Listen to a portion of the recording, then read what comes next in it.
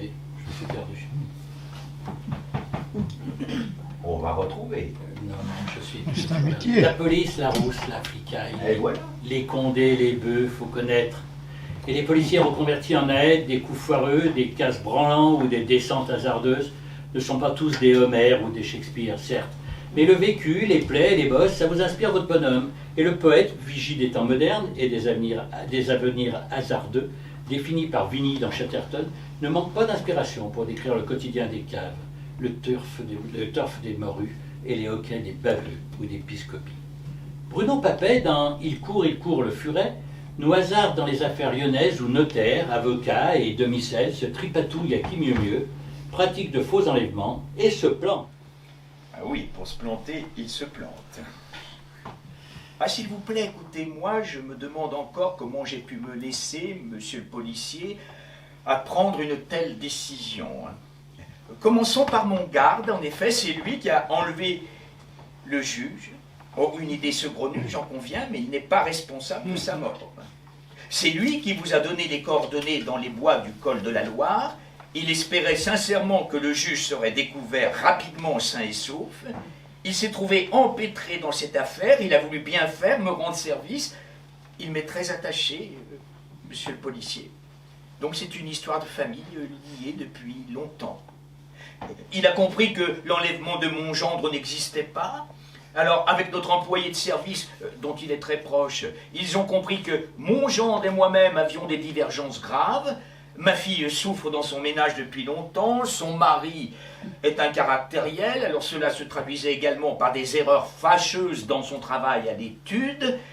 Alors donc, Germain, mon garde, a découvert que nous nous étions entendus, mon gendre et moi, pour qu'il quitte définitivement la France, avec un pécule suffisant pour démarrer en Amérique du Sud. Alors, mon garde s'était intéressé aux aventures du juge Labriand, lu dans divers journaux. De son propre chef, il a monté ce coup fourré, insensé, pensant que cela donnerait plus de crédit à l'enlèvement de mon gendre. Je vous assure que je ne vous cache rien. Je n'ai rien oublié. Vous savez tout maintenant, monsieur le policier. Alors le flic, planté sur son 42 naturel, était plus que dubitatif.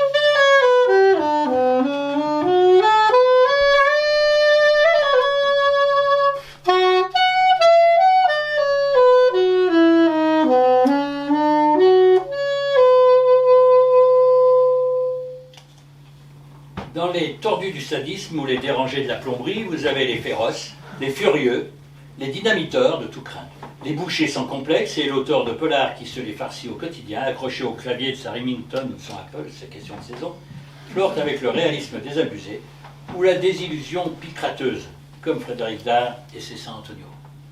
Il hausse les épaules. Mes sarcasmes ne l'atteignent plus depuis longtemps. Il est résigné comme 43 millions de Français. Pinacle. Quand on a un passé lourd de coups de pied aux fesses, de soupe trop froide, de femmes trop chaudes, de chaussettes trouées et de légion d'honneur vainement attendue, fatalement, on ne le regrette pas trop. Il a marché à côté de sa vie sans la voir. Comme le bœuf qui ne voit jamais le sillon qu'il creuse. Et à trop creuser, le teigneux finira peut-être par trouver du pétrole ou alors à se faire construire une piscine. La piscine, ce n'est jamais bon signe. Ça sent d'office l'homicide pleuré, la noyade forcée ou la glissade provoquée. Et puis, dans une piscine, comme dans tous les clubs sportifs, ça fait du monde, des témoins qui n'ont rien vu et des absents qui ont tout vu, comme dans Bonnier se mouille de Sandrine Boer, où la mort rôde comme un noyé entre deux eaux. À deux, ils ont mis 3 bonnes raisons, ou 3 bonnes heures plutôt, à interroger les 46 participantes de la séance d'aquagym, ainsi que le personnel de la piscine. Et là, il ressort qu'Antoine est un coach très très apprécié, consciencieux, gentil, attentif au bien-être de chacun. Plusieurs dames m'ont demandé avec inquiétude et quelque insistance s'il allait avoir des ennuis. Et toutes ont à peu près décrit la même scène. Une séance verte, vraiment très facile. Et Antoine qui plaisante. La musique qui s'arrête, dérivant sur le ventre.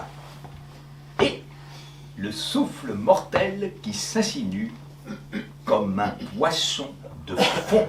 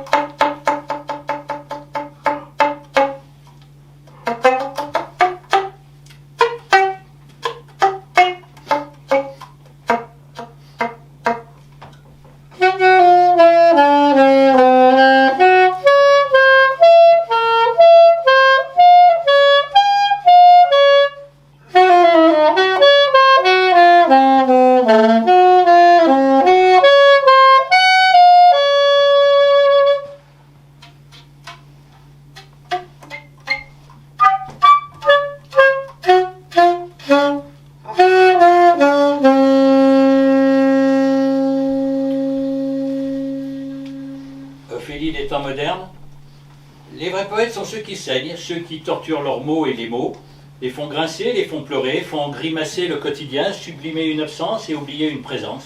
Les poètes sont ceux qui vivent quand temps survivent, ceux qui s'égarent quand temps se gare, et ceux qui gardent, ceux qui laissent le sang des crimes s'effacer sous les feuilles saisonnières, encore plus mortes que les victimes.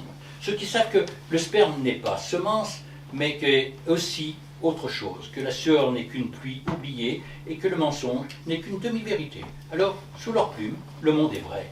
La puanteur exhale sa pestilence et que flics et voyous, putes et petites filles ou ménagères modèles, anges et démons ne sont que particules élémentaires dans la vie et ce soleil rouge se reflétant dans les eaux sombres d'un fleuve noir.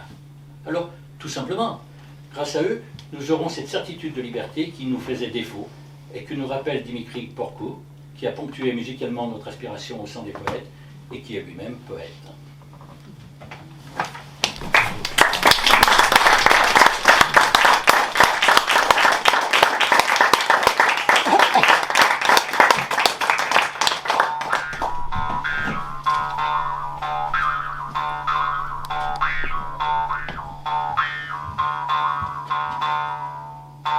Je sais avec certitude que j'emmerde les certitudes. Les intégristes de tout. Les doctrines tous azimuts. Les nationalistes de tous bords. Les tueurs de femmes, les tueurs d'hommes. Je sais avec certitude qu'il faut continuer. Croire encore aux utopistes, à l'amour, crier moi aussi à la liberté avec mes sœurs et mes frères. À la liberté, oui. La liberté libérée. La libertà liberata. Et un autre poète, Thierry Renard, de conclure. Ce soir, la lune et mon poème débordent. Qui déjà parle en moi Qui dit l'amour est tout le meilleur.